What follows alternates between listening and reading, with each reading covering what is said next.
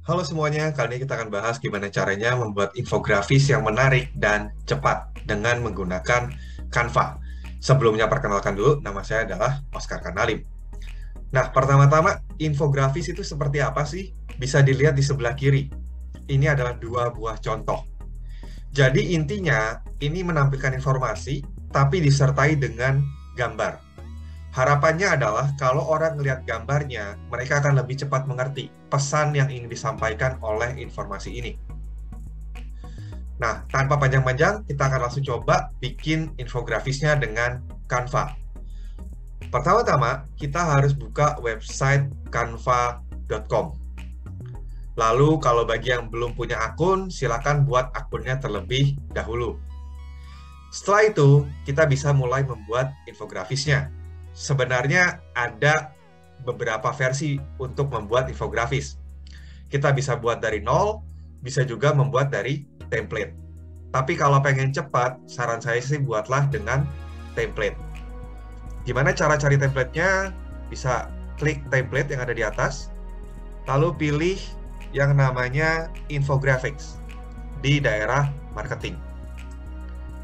Setelah diklik, maka dia akan menampilkan semua template yang dia punya untuk yang namanya infografis. Nah, di sini ada sebagian yang gratis, ada juga sebagian yang berbayar. Tapi sebenarnya walaupun berbayar, kita bisa akalin.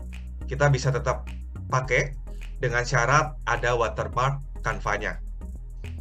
Nah, di sini kan kalau dilihat template-nya banyak banget nih. Mungkin kadang-kadang pusing, loh, kalau gitu saya mau pakai yang mana, gitu ya. Kita bisa filter. Di sebelah kiri, ini ada yang namanya filter. Dan ini bisa ditentukan. Misalkan, oh saya mau temanya terkait dengan pendidikan. Maka tinggal dicentang, education. Otomatis yang ditampilkan di sini hanya yang terkait dengan pendidikan. Atau, oh saya nggak mau education deh. Saya mau terkait dengan proses. Itu juga bisa di sini. Bahkan kalau misalkan mau, oh saya pengen yang gratis saja, itu juga bisa dipilih di sini, free. Jadi nggak perlu khawatir nanti kita udah melihat, oh template-nya bagus, ternyata pas mau dipakai harus membayar atau harus kasih watermark, kan itu nggak enak juga. Jadi boleh dipilih. Kita juga bisa masuk berdasarkan warna. Jadi kalau misalkan, oh saya pengen warnanya putih dan sebagainya. Oke, misalkan saya pengen buatnya adalah berbasis proses. Jadi saya klik proses.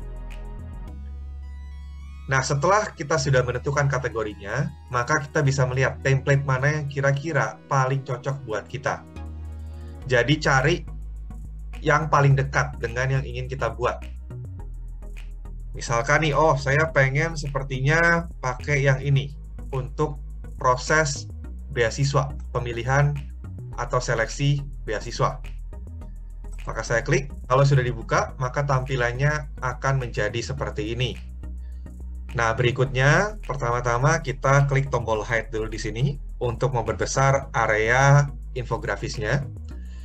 Lalu setelah itu, gimana cara mengubah infografisnya? Pertama-tama nih, kalau dilihat kan ini gambarnya kecil banget ya. Mungkin nggak enak buat dibaca. Nah, pertama kita pengen perbesar dulu supaya gampang untuk kita ubah-ubah. Caranya gimana? Caranya di keyboard ada tombol control ya. Kita tekan, lalu setelah itu mouse-nya kita scroll ke depan. Oke. Control, lalu scroll-nya ke depan. Otomatis dia akan di zoom in atau diperbesar. Nah, gimana caranya pengen ke atas atau ke bawah? Sama lagi, kita akan pakai mouse-nya lagi. Kita scroll ke depan atau ke belakang. Jadi kalau ke depan itu akan ke atas, lalu kalau ke belakang itu berarti akan ke bawah.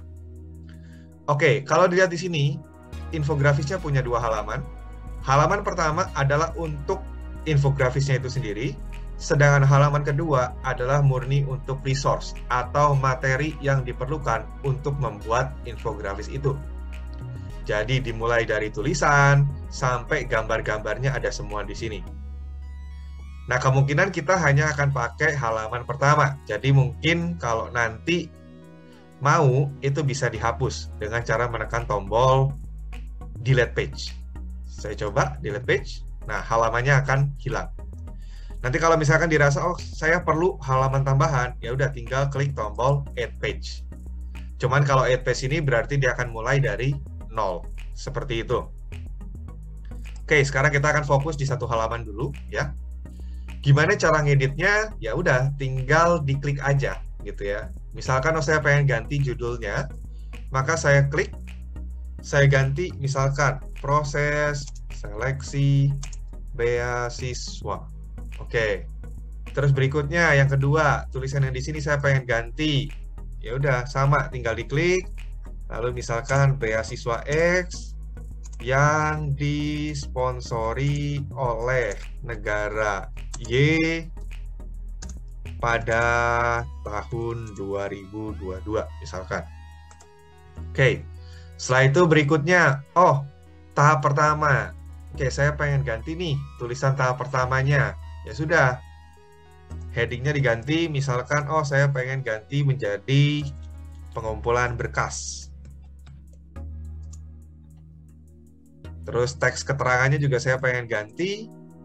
Misalkan saya tulis berkas yang dikumpulkan meliputi CV, transkrip, dan fotokopi KTP misalkan. Berikutnya kalau dilihat kan di sini gambarnya tidak menggambarkan lagi ya dengan tahapan pertama. Pengumpulan berkas nggak ada hubungannya dengan panah, oke? Maka kita bisa ganti gambarnya. Caranya gimana? Kita hapus dulu gambar yang ini dengan menekan tombol delete ya yang ada di keyboard. Setelah itu kita masuk ke yang namanya elements. Klik. Dan di sini kita bisa cari. Kita masukkan di sini kata kuncinya, berkas. Maka bahasa Inggrisnya apa? Dokumen. Dokumen, lalu kita search. Nah, dia akan memunculkan daftar gambar dokumen yang bisa kita pakai. Jadi ini adalah salah satu kelebihan dari Canva. Dia punya banyak sekali gambar yang bisa digunakan. Misalkan, saya mau pakai yang kedua. Maka saya ambil, drag, lalu saya kecilkan ukurannya ya, karena saya tidak butuh sebesar ini. Misalkan saya pengen segini aja. Setelah itu kita letakkan di sini. Oke, itu tahap pertama. Lalu misalkan tahap kedua, saya pengen ganti dong. Saya pengen ganti jadi wawancara. Ya sudah. Terus misalkan di sini kita kasih keterangannya, durasi wawancara 30 menit, meliputi berkas yang dikumpulkan misalkan. Sama ya, gambar ini peta udah tidak berguna sebenarnya. Kita bisa hapus. Lalu setelah itu kita cari di sini. Kata kuncinya apa untuk ini? Wawancara. Bahasa Inggrisnya apa? Berarti interview. Kita coba interview. Nah, di sini ada banyak gambar. Nah, harap hati-hati ketika memilih gambar ya. Jadi kalau misalkan gambarnya ada lambang mahkota seperti ini, itu artinya berbayar.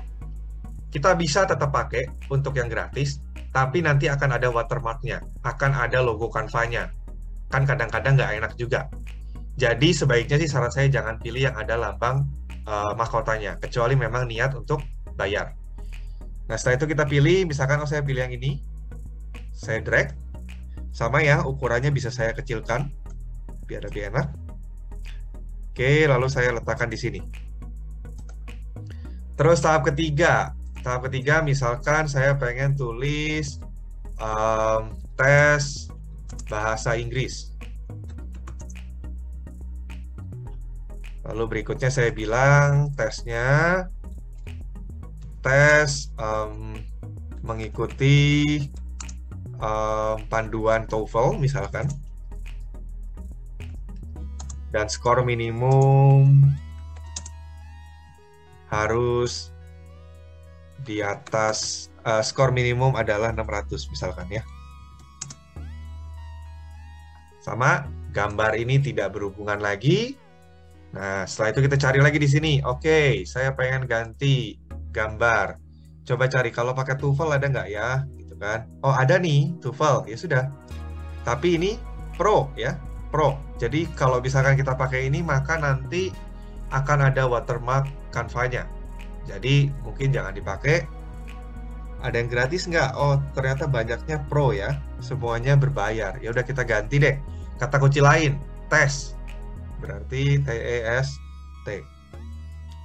Nah, di sini ada beberapa yang gratisan. Ya udah kita bisa pakai, ambil gambarnya, sama kita resize jadi kecil, masukin di sini. Ya, itu yang ketiga. Terus berikutnya lagi, yang keempat, misalkan saya pengen tes potensi akademik.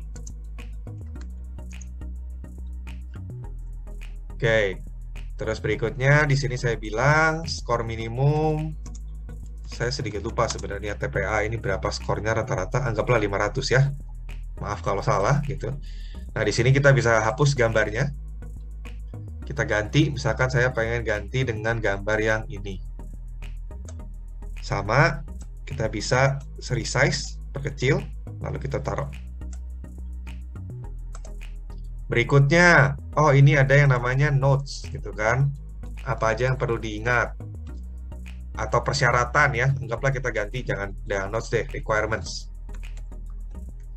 Requirements, misalkan pertama, pendaftar harus merupakan warga negara Indonesia. Terus berikutnya yang kedua, misalkan pendaftar harus belum pernah menerima beasiswa X. Oke. Terus berikutnya, oh referensi, saya nggak perlu referensi nih.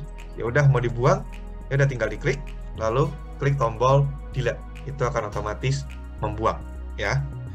Oke, seperti itu. Maka kurang lebih ini adalah draft dari infografis yang akan kita buat. Kalau sudah, maka kita bisa convert ini ke gambar ataupun PDF. Jadi sesuaikan dengan kebutuhan. Caranya gimana? Nah, lihat di sebelah kanan atas ada 3 titik-titik, maka itu bisa diklik dan bisa pilih yang namanya download. Nah, download di sini tadi yang saya bilang ya, ada berbagai tipe. Jadi kalau misalkan mau disimpan dalam bentuk gambar, maka pilihlah PNG atau JPG. Misalkan kalau PNG, ini kalau misalkan JPG. Nah, sebenarnya kalau versi berbayarnya kita bisa mengatur ukurannya, tapi karena ini versi gratis ya nggak bisa. Bisa juga bentuk PDF ya. Jadi sesuaikan dengan kebutuhan. Misalkan saya pengen JPG, lalu berikutnya saya tinggal download. Tinggal tunggu, maka dia akan membuat, dan tinggal kita buka. Nah, ini adalah infografis yang bisa kita pakai. Seperti tadi yang kita lihat ya, cepat sekali untuk membuatnya. Kita nggak perlu repot-repot mikirin warna background mau seperti apa, terus warna depannya, lalu patternnya mau gimana, itu nggak usah.